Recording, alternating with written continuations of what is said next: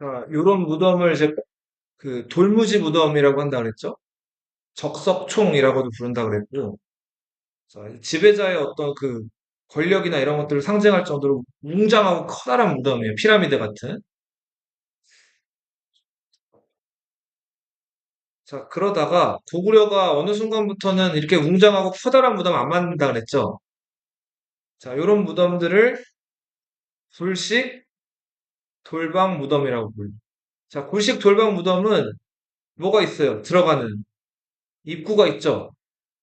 그리고 이 널이 순우리말로 관이라 그런다 그랬죠? 자, 이 관을 집어넣는 널길이 이제 있죠. 뭐 앞돌방, 뭐 이음길. 그래서 관이 있는 돌방이. 방이 있다는 거는 벽이 있다는 거고, 벽이 있다는 건 여기다 그림을 그릴 수가 있는 거죠. 굴식 돌방 무덤에는 벽화가 대부분 있어요. 그리고 입구가 있다는 건 들락날락할 수가 있기 때문에 대부분 여기 껴묵거리다 같이 묻어놨던 것들은 도굴돼서 지금 남아있는 게 없다 그랬죠? 어, 네. 이게 굴식돌방무덤 특징이고.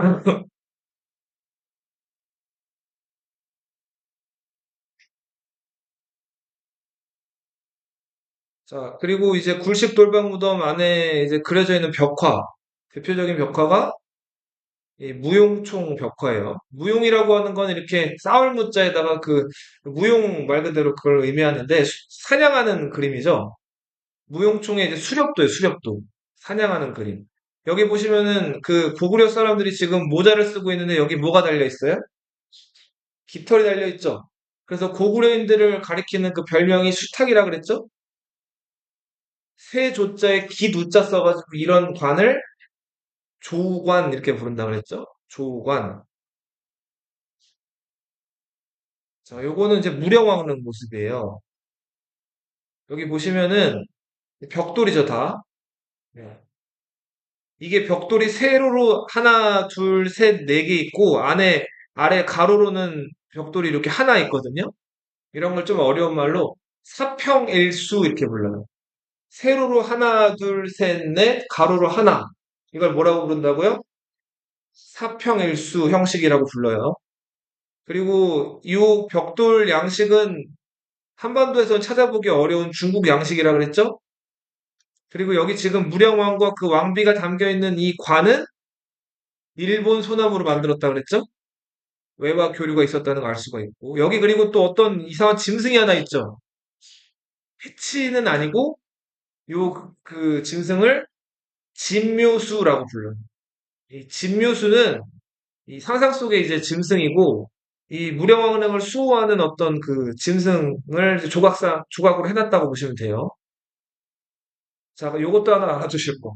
무령왕릉은 우리 한국 역사상 정말 위대한 발견이었고 발굴이었는데 문제는 그 발굴 방식이 최악이었어요. 이게 1960년대 후반에 막 공주 지역에 비가 엄청 많이 온 거예요. 그래서 이 비 많이 오는 거 배수로 만들려고 그 공사하려고 갔다가 우연찮게 이게 그 무령왕릉이 밖으로 드러난 거예요. 자, 그래서 여기를 이제 흙을 다 퍼냈더니 벽돌로 만든 입구가 있고 아 이게 무령왕릉이라는 이제 굉장히 사람들이 막 이렇게 좀 두근두근한 마음으로 요거를 이제 발굴을 시작을 했는데 그 당시 때 박정희 정부 때였죠. 박정희 대통령 출신이 뭐예요? 군인이죠, 군인. 자, 군인들은 어떤 일할 때 어떤 식으로 하죠? 좀 난폭하죠, 그죠? 그죠? 군인들은 상명하복이에요. 위에서 명령하면 아래는 복종하는 거예요. 말 안 들으면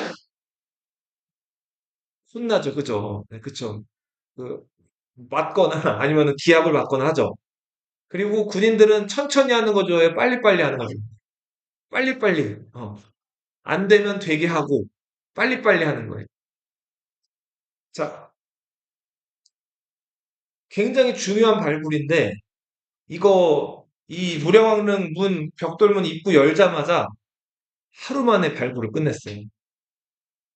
자, 이런 발굴 보통 최소 몇 개월에서 길게는 막 2년, 3년씩 걸려서 공들여가지고 이거 훼손 안 하면서 조심스럽게 발굴을 해야 되거든요. 근데 당시 군인들이 여기 이 문화재들 어떻게 며칠 만에 발굴했다고요? 하루 만에 발굴했어. 어떻게 발굴했냐면 그 너희 쌀 담는 푸대자루 같은 거 알아요? 그 주황색 푸대자루? 자, 그런 것들 이 또 여기 비 왔다 그랬잖아요. 진흙 묻은 그 장화 같은 거 신고 들어와가지고 여기 문화재 같은 거 다 부셔서 밟고 들어와서 보이는 대로 다 그냥 막 붙이는 대로 집어넣었어. 그래서 많이 훼손이 됐겠죠. 자, 그래서 위대한 발굴이면서도 최악의 발굴로 평가되는 그 발굴이 무령왕릉 발굴이. 자, 요거는 돌무지 덧널무덤. 네. 돌무지 덧널무덤의 구조인데 여기 보시면은 나무널, 사람 시체를 담은 나무널이 있죠? 사람이 쓰던 껴묵거리를 모아놓은 껴묵거리 상자가 있고요. 그 위에 나무로 만든 덧널이 있죠. 이 덧널에다가는 벽화를 그릴 수가 없어요. 이거는 그 뭐랄까 방이 아니라 그랬죠. 요것도 또 하나의 관이라고 보시면 돼요. 그리고 그 위에다가 돌을 막 이렇게 쌓아놨죠. 그리고 위에다가 봉토, 흙을 덮어놨죠. 엄청나게 커다란 돌무지 덧널 무덤이다. 이 돌무지 덧널 무덤 발굴했을 때 대부분 여기 부장품들이 그대로 남아있었다 그랬죠? 그리고 발굴했을 당시에 나무 덧널들은 보통 어떻게 돼 있었을까요? 그 나무가 썩거나 저 위에 흙의 무게 때문에 흙이랑 돌의 무게 때문에 이 나무 덧널들은 보통 다 주저앉아 있었어요. 그렇게 해서 요것들을 다 발굴해냈죠. 정혜공주 묘 주변에서 발견된 발해의 유명한 돌사자 상인. 네. 발해 뭐라고요 이게? 네.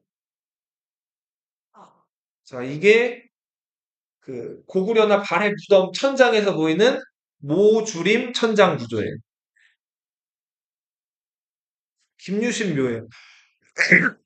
자 사이즈가 돌무지 덧널부동 같은 것들에 비하면 많이 작아졌죠. 그리고 요 지금 둘러놓은 돌을 둘레돌이라고 한다고 그랬죠? 여기에 지금 뭐가 조각돼 있어요? 지금 말이죠 이거? 12? 12지신이. 자 요거는 그 가야 무덤에서 발견된 금동 허리띠. 이 가야의 금관이. 가야 금관은 자 신라 금관이랑 다르죠. 일단은 지금 보면은 스페이스 모양이죠 이거. 그죠? 자 요런 거를 초화형 금관이라 그래요. 풀초자 꽃화자. 풀과 꽃 모양으로 만든 금관이다 해가지고 가야 금관을 무슨 관이라고 한다고요? 초화형 금관이라고. 신라 금관은 날출자라 그랬죠? 가야는 또 철이 유명했죠? 자, 철을 많이 나서 철을 돈처럼 썼는데 이게 덩이쇠입니다. 돈처럼 썼던. 자, 가야인들이 만들었던 톡인데 이게 아마 여기다가 술을 담아가지고 이제 술잔으로 썼던 네, 도자기라고 판단이 되거든요. 수레바퀴 모양의 뿔잔, 예, 뿔 모양으로 만든 잔이다 해가지고 수레바퀴 모양의 뿔잔 하면 요것도 가야톡이에요. 가야톡이 그리고 아래 받침대 보면 여기 구멍이 나 있죠. 요 구멍 나 있는 게 저 일본의 그 스에키라는 곳에 가가지고 발견된 그 스에키 토기도 요 지금 받침 부분에 구멍이 나 있어요. 그래서 일본 토기는 가야 토기의 영향을 받았다.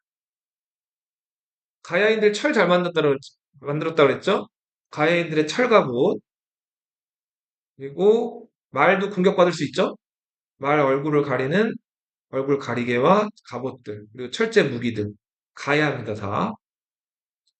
자, 요게 그 스에키 토기인데 아까도 말씀드렸듯이 그 받침 부분에 그, 저, 이런 구멍들 있죠? 네. 이거는 고령 지산동에서 발견된 토기들이고, 요런 토기가 일본 스에키 토기에 영향을 줬다. 영향을 준 게 아니라 거의 그냥 가야 토기가 일본으로 건너갔다고 보시면 돼요. 같은 토기가 일본에서 발견된다는 거.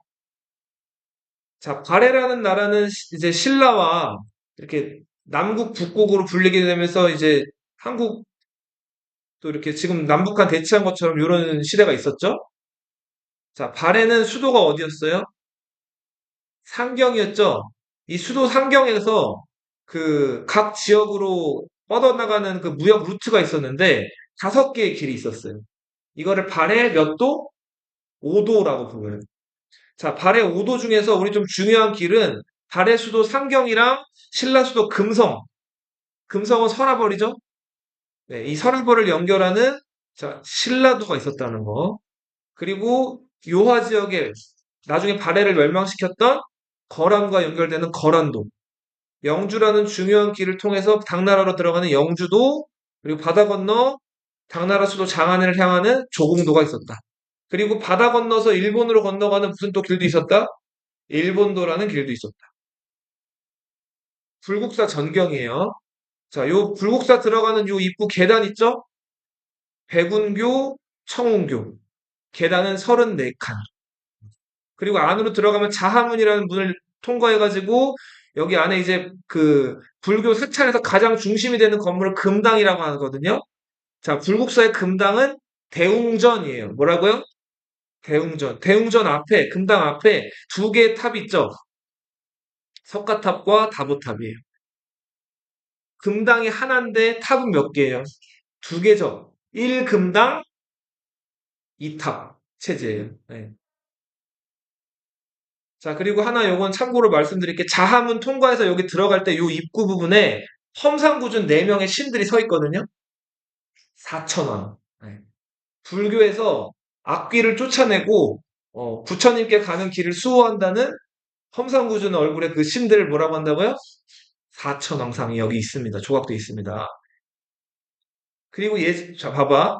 여기 지금 이 연못이 있을까요? 없을까요? 너희 불국사 가본 사람 있죠? 불국사 앞에 연못 있었어요? 없었죠? 근데 지금 여기 연못이 그림이 그려져 있죠? 자, 옛날 옛적 신라시대 때는 여기 연못이 있었다 그래요. 어. 자, 이 석가탑이랑 이 다보탑을 만든 장인이 아비지라는 사람이에요. 네.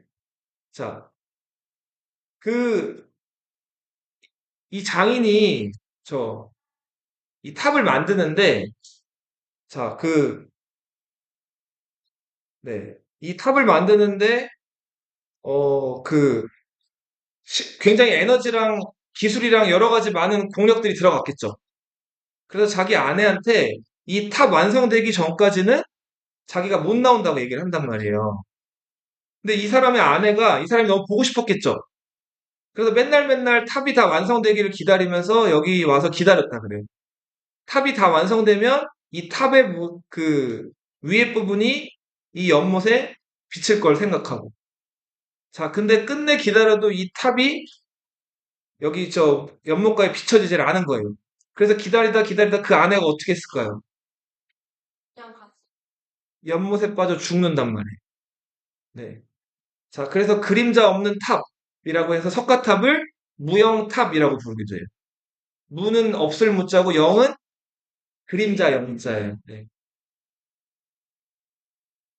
석굴암이죠? 석굴암에 모셔져 있는 석굴암 본존불. 네. 자, 신라 하대에는 참선을 중시하는 새로운 종파가 들어왔다 그랬죠. 그게 무슨 종이었어요? 교종이 아니라 선종이었죠. 선종은 크게 그 9개파가 있었는데 수미산부터 해가지고 쭉 여러 산들이 있죠.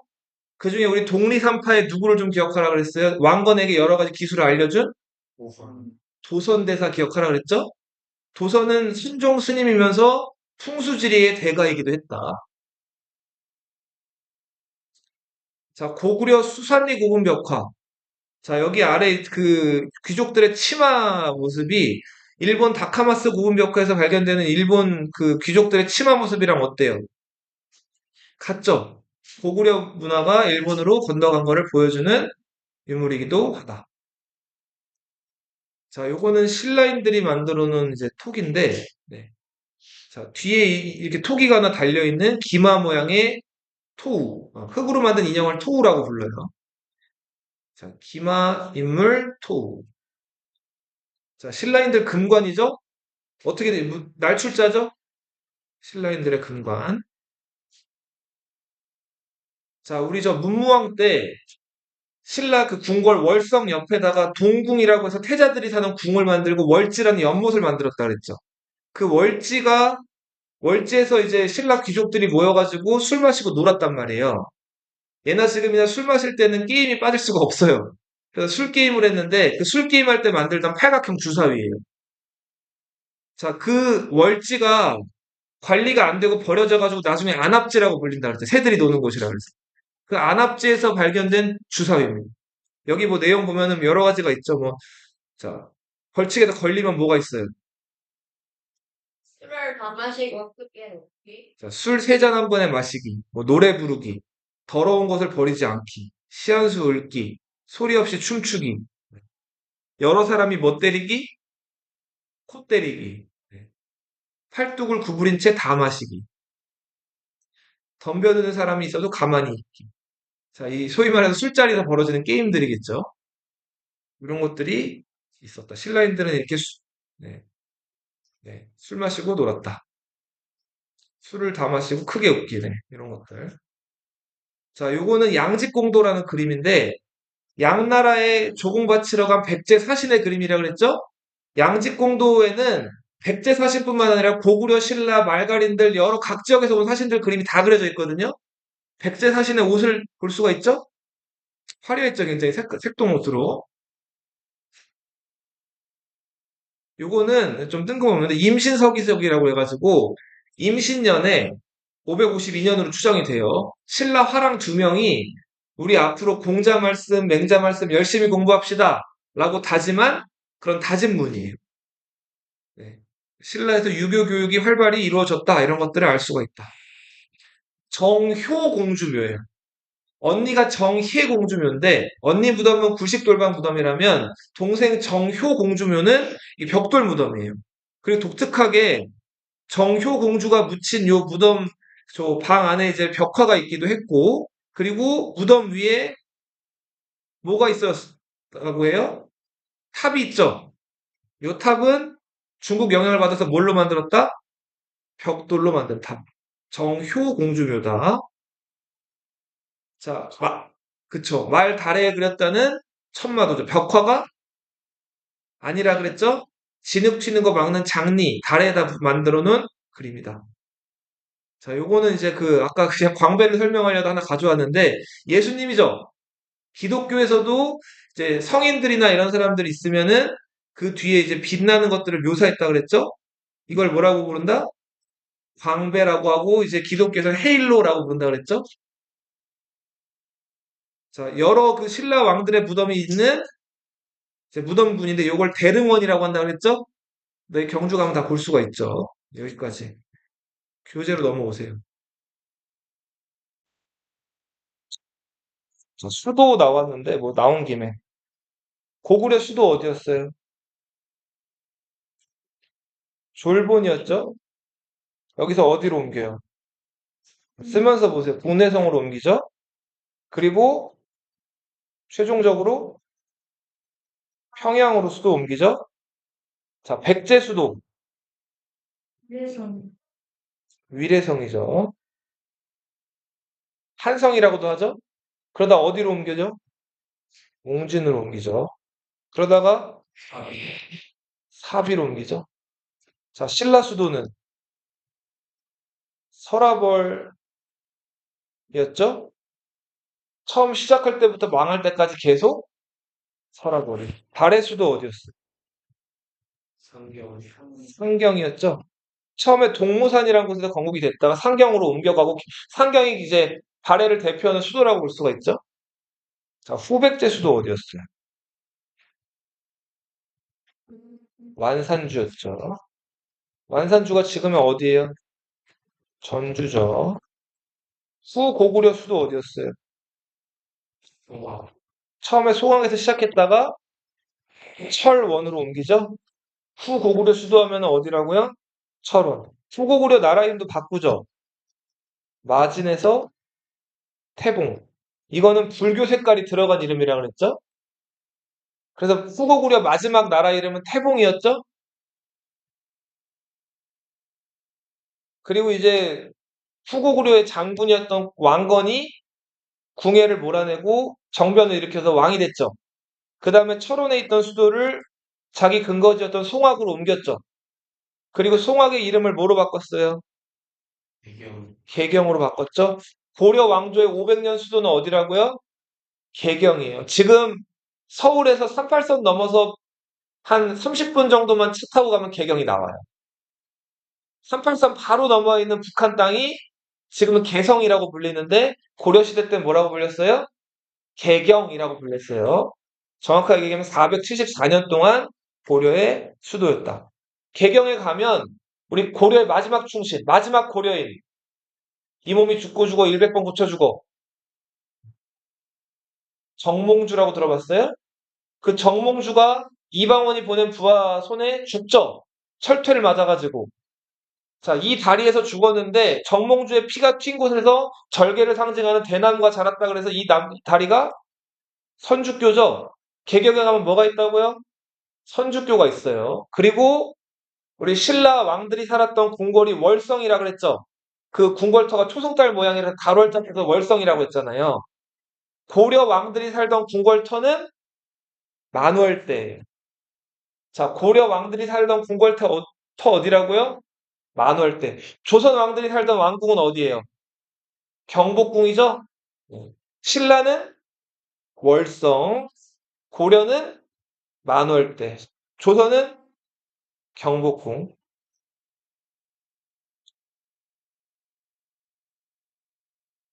자, 태조 왕건 이제 삼국을 통일을 했어요. 그리고 나서 이제 나라를 건국한 임금들한테는 이제 그 태조라는 묘호를 줘요. 묘호 얘기 저번에 잠깐 했는데 혹시 기억나나?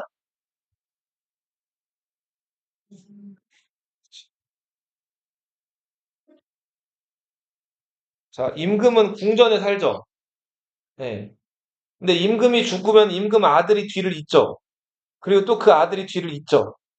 자, 임금이 죽으면은 그 궁궐을 수비하기 위해 만든 도성이 있다면 도성 안에다가 임금을 묻을까요? 도성 바깥에다 묻을까요? 도성 바깥에다가 묻죠. 양지 바른 곳에다가. 자, 근데 시간이 지나가지고 임금님들이 여러 명이 등장하고 여러 명이 죽으면은 자, 묻힌 곳이 점점 많아지죠. 그러면은 지금 왕들이 이 여러 왕들을 다 예전에 있었던 왕들인데 그 무덤을 다 찾아다니려면 시간이 너무 많이 걸리죠. 그죠? 그래서 이 왕들의 생년월일, 이름, 업적 이런 것들을 기록해 놓은 나무패 이걸 뭐라고 한다 그랬어요? 신 신주라고 한다 그랬죠. 혹은 위패라고 부른다 그랬죠. 여러 임금님들의 신주와 위패를 모셔놓은 공간이 하나 있죠. 그게 궁전 옆에 있는 종묘라는 공간이죠. 역대 왕들의 신주를 모셔놓은 공간을 뭐라고 한다고요? 종묘라고 한다 그랬죠? 자, 그리고 요 시대 때는 다 농업사회였기 때문에 농사가 잘 돼야지 나라가 부강해지죠. 농사 잘 되게 해주세요 기원하는 의미에서 농사의 신 후직한테 제사를 지내는 공간, 사직이라고 했죠? 이 직이 후직을 뜻한다. 농사의 신 후직한테 제사 지내는 공간을 사직이라고 한다 그랬죠? 종묘는 궁전을 기준으로 오른쪽인데 임금은 어디를 향해서 앉는다 그랬어요? 임금은 남쪽을 향해서 앉는다 그랬죠? 자, 임금 기준으로 왼쪽에 있죠, 종묘가. 그죠? 자, 그래서 궁궐 배치의 원칙은 왼쪽에 뭐가 있어요? 종묘가 있고요. 임금 오른쪽에 뭐가 위치해요? 사직이 위치하죠? 좌묘 우사라 그랬죠? 그죠? 자, 이 종묘에 아까 임금님들의 뭘 올린다 그랬어요? 뭘 모셔놓는다 그랬어요? 기록? 그걸 뭐라 그랬어요? 신위패라고도 한다 그랬죠? 그 신주에는 그 임금님들을 가리키는 칭호가 올라가야 될 거 아니에요. 종묘에 올라가는 그 임금님들의 칭호를 묘호라고 불러요. 뭐라고 한다고요? 묘호. 보통 나라를 세운 임금님들은 가장 큰 업적을 남긴 왕들이죠. 그 왕들에게는 꼭 이 묘호가 올라가요. 어떤 묘호? 태조. 태조라는 묘호가 올라. 나라를 건국한 임금님들한테는 어떤 묘호가 올라간다고요? 태조가 올라가. 우리나라 태조 두 명 있죠? 태조, 왕건, 태조, 이성계 두 명 있죠? 그렇죠? 고려 왕조의 건국자, 조선 왕조의 건국자, 네, 이성계 이렇게 태조가 올라간다. 그리고 태조의 뒤를 이어서 두 번째, 세 번째, 네 번째 왕들부터는 이제 건국한 게 아니라 나라를 이제 이어가는 왕들이죠. 그 왕들의 묘호는 뒤에 종이 붙어요. 종. 이어가는 왕들한테는 뭐가 붙는다고요? 종. 그리고 신하들이 그 왕들의 업적을 평가해가지고 그 앞에 묘호를 붙여주는 거예요. 어, 실제왕이 퇴. 좋은 지적이에요. 원래는 원칙은 태조만 조고 나머지 다 종이어야 되는데 고려는 그렇게 하거든요. 근데 조선은 그렇게 안 해요. 광해군이랑 연산군은 왕이 되지 못하고 끌어내려졌죠. 신하들의 반정으로. 그래서 종묘에 들어가지를 못해요. 죽은 다음에. 현재 살아있을 때 왕노릇을 하다가 쫓겨나는 거예요. 종묘에 못 올라가고. 세조는 왜 조냐면 자기 어린 조카 단종을 몰아내고 자기가 왕이 됐죠. 이거 누가 봐도 잘못된 행동이죠. 유교에서는 공주에게 충성하는 게 최고 가치인데 그걸 어긴 거잖아요. 삼촌이 조카 자리를 뺏은 거예요.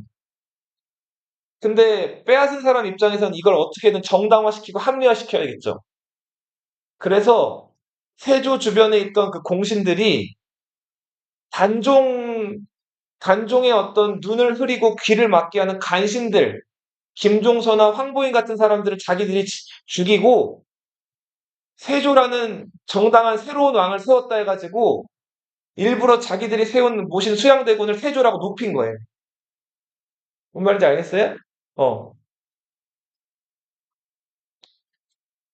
선조라는 임금도 있죠. 선조는 왜 선조일까요?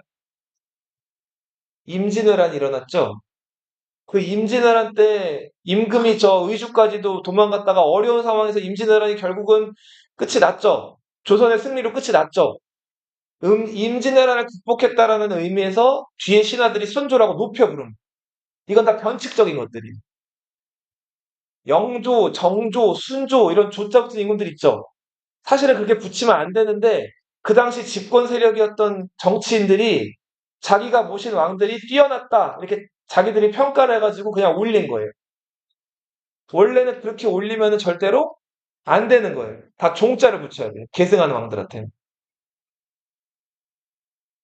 태조, 왕건.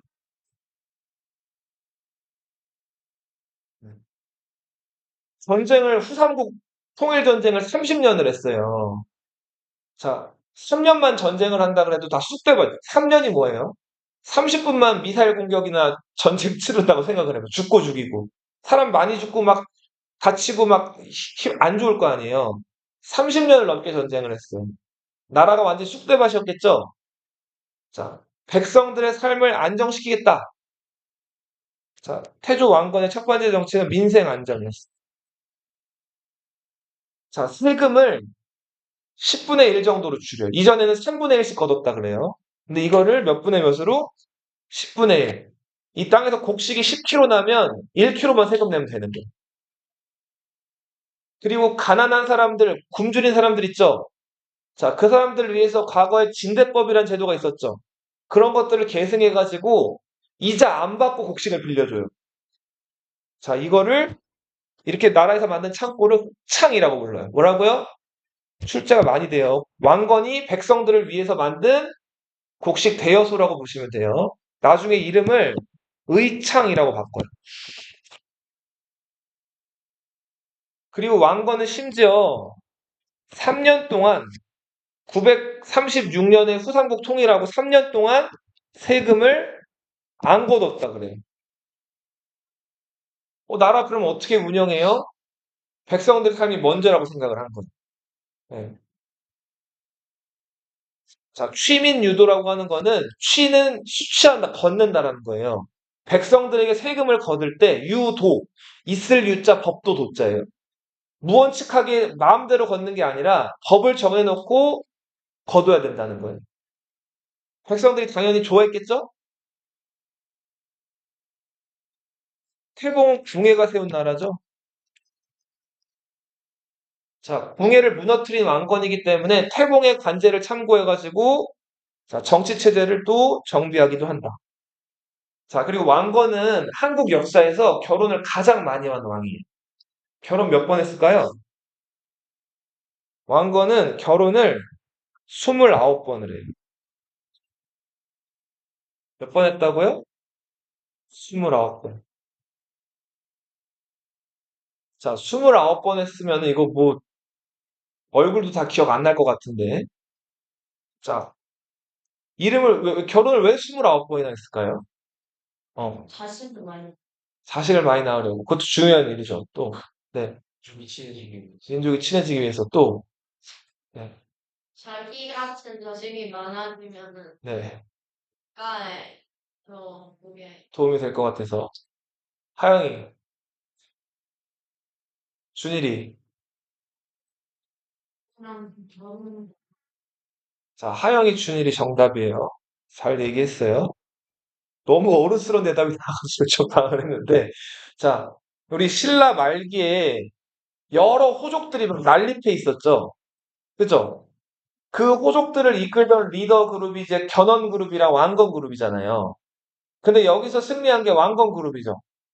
왕건 본인도 송악 지역의 호족이었고 여러 호족들을 잘 끌어들여가지고 세워진 나라가 고려고 그 고려가 후레자를 무너뜨렸죠. 자, 그래서 이 고려란 나라는 왕건 혼자 세운 게 아니라 호족 연합 국가였단 말이에요.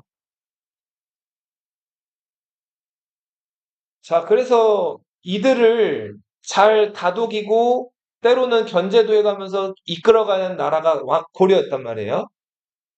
자, 이 호족이랑 끈끈하게 맺어지는데 피는 물보다 진하죠. 자, 결혼보다 좋은 정책이 없었단 말이에요. 그래서 왕건은 통일전쟁 거치면서 도움을 받았던 집단들이나 혹은 앞으로 도움을 받아야 할 여러 그 지역 호족들이랑 결혼을 하는 그 집 유력자의 딸들이랑 그렇게 해서 결혼을 총 몇 번이나 했다? 29번이나 한다. 자, 왕건 아버지 이름 혹시 기억나요? 용건이라고 했죠. 왕건의 할아버지 이름 작재건이었어요. 성이 같아요, 달라요? 다르죠? 자, 왕건은 원래부터 왕씨였다, OX? 자, 삼국시대 때까지만 해도 왕족을 제외한 웬만한 사람들은 성을 가지고 있지 않았어요. 견훤의 성씨는 견씨다, 맞다, 틀리다? X예요. 성이 없었단 말이에요. 견훤의 아들 신검이죠. 신검, 용검, 양검 이렇게 나가잖아요. 양검, 용검, 금강.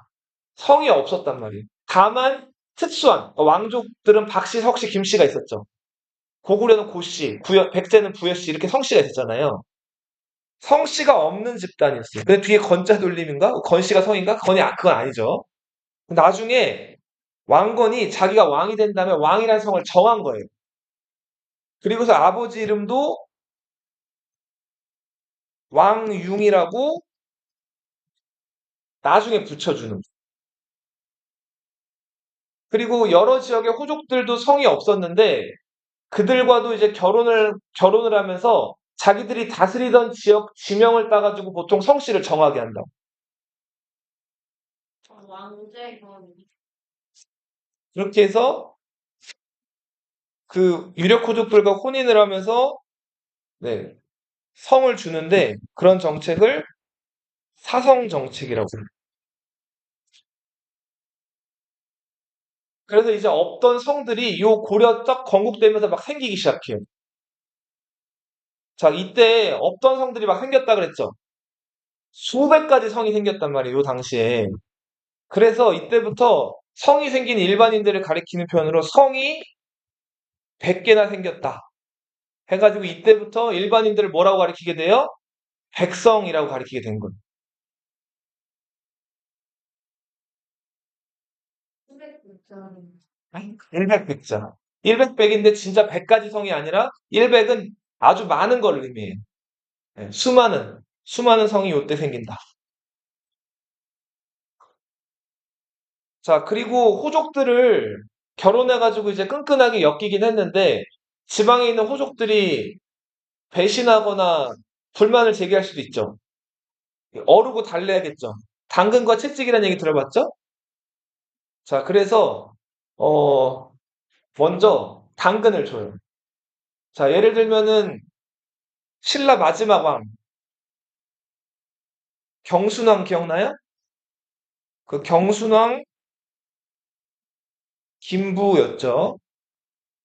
이 김부에게 경순왕 김부는 원래 어디 살았을까요? 경주에 살았겠죠. 서라벌에 살았을 거야. 신라 왕이니까. 이 경순왕 김부를 경주의 사심관으로 임명해. 그리고 그 경주 지역에서 어떤 뭐 세금도 거두고 그 경주 지역의 관리 임명하는 권리를 누구에게? 네, 사심관 경순왕 김부에게 준단 말이야. 그 지역은 너가 책임져 하고. 이게 사심관 제도. 자, 우리 고려시대 1번 사심관이 누구라고요? 신라수도 경주를 다스리게 된 누구? 경순왕 김부였다. 김씨죠, 마지막 신라왕. 근데 또 반란할 수도 있죠. 그러니까 그 지방에 살던 호족들의 자식들을 개경에 와서 살게 하는. 이게 기인제도.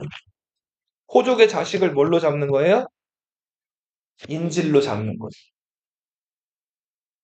만약에 그 호족이 배신 일으키면 어떻게 해요?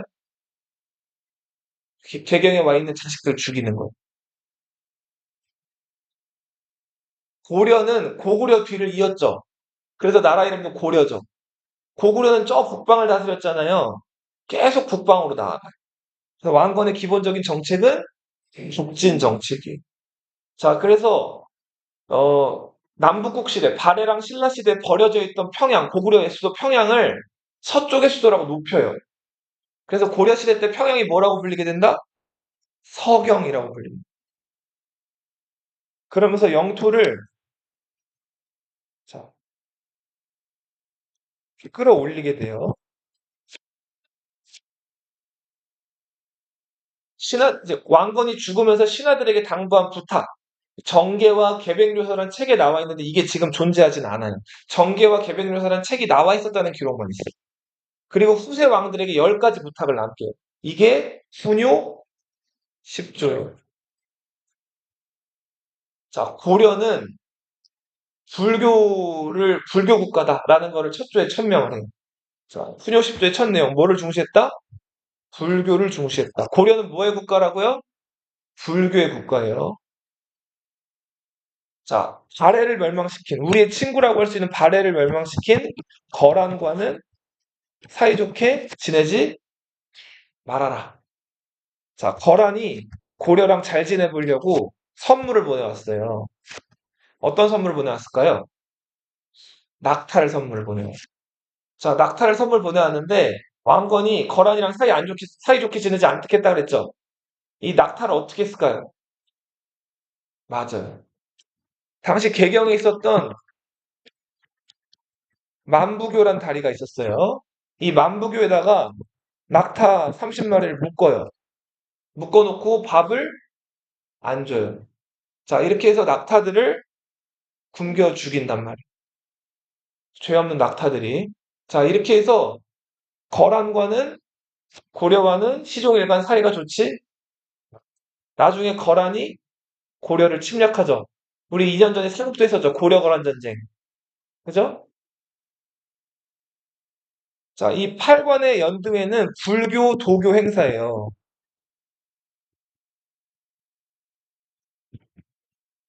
이 불교, 도교 행사, 이게 굉장히 화려하고 한 번 열었다 하면 2달, 3달씩 막 하는 행사인데, 이 행사 정해진 숫자만큼 하고, 이 행사를 꼭 지켜가지고 하랄 것을 당부를 해. 그리고 서경을 중시했다는. 자, 요런 내용들이 훈요 10조의 내용들. 자, 문제는 왕건이 29번 결혼했다 그랬죠. 여자를 좋아해서라기보다는 여러 호족들을 아우르고 통합하려고 29번 결혼을 한 거예요. 근데 그 왕건이 그 29번의 결혼 속에서 여러 부인들과 자식이 많이 태어났단 말이에요. 자, 자식이 34명이 태어나요. 몇 명이 태어난다고요? 34명이 태어나요. 어마어마하게 많이 태어났죠? 자, 근데 그 여러 자식들, 아들이 20명이 넘게 태어났어요.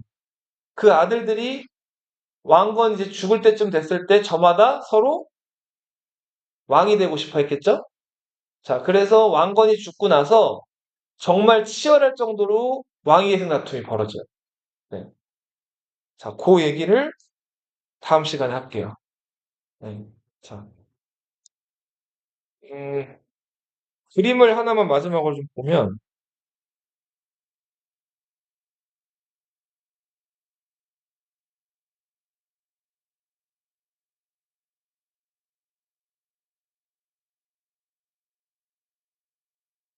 자, 이게 왕건이 결혼한 부인들이거든요. 네. 와, 진짜. 요거 간단하게만 좀 말씀을 드리면,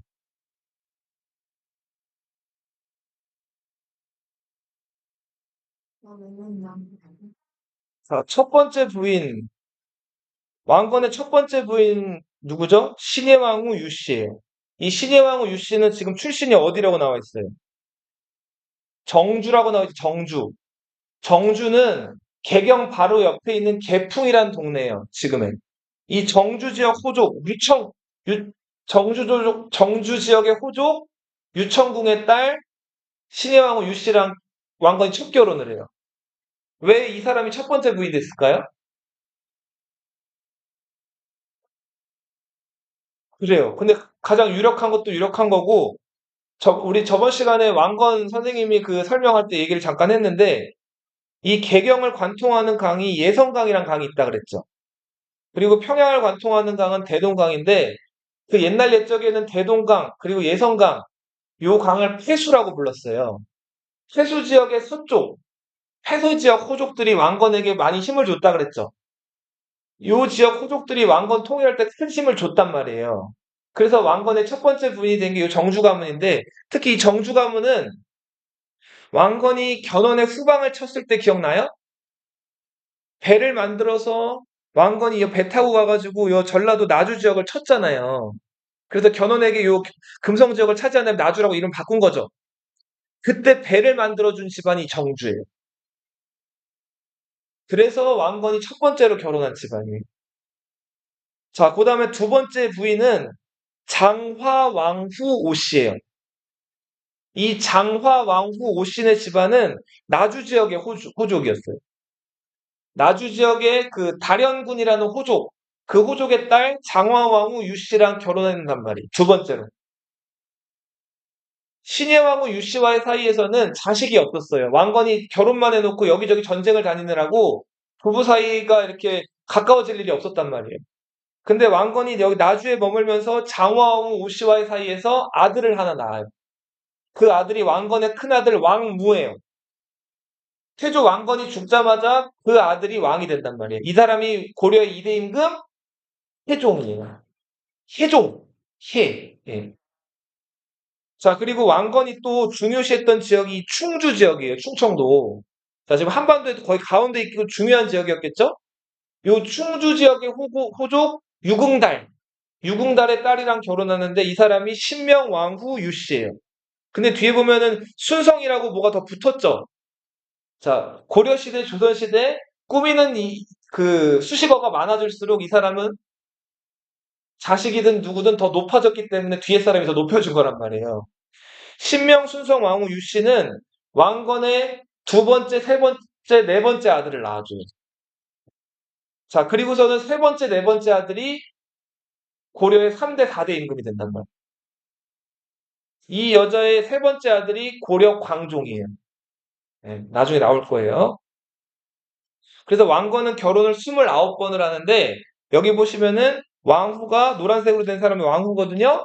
왕후가 6명, 자, 부인이 23명. 네. 왕후라고 적힌 사람들의 그 면면은 나중에 이 자식들이나 공주들이 실제로 왕이 되거나 왕비가 돼요. 다음 시간에 조금 더 자세하게 얘기할게요.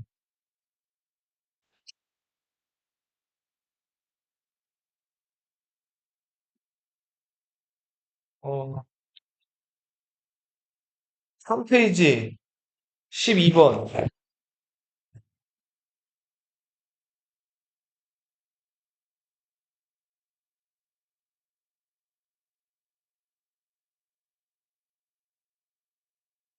14페이지 8번. 14요? 14페이지 8번. 아,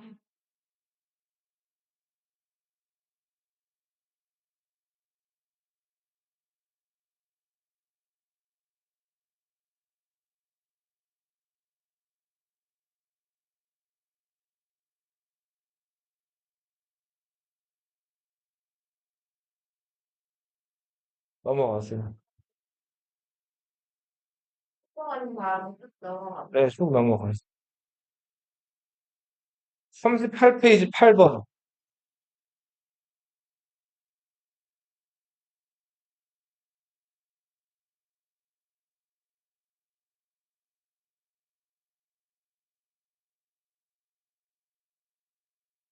49페이지 4번.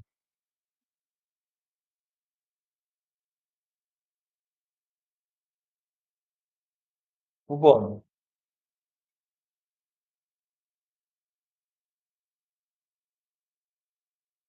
11번.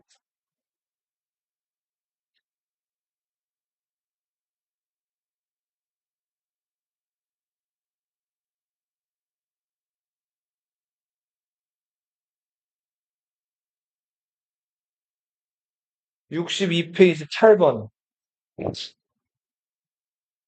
11번이 맨 마지막에 붙였어.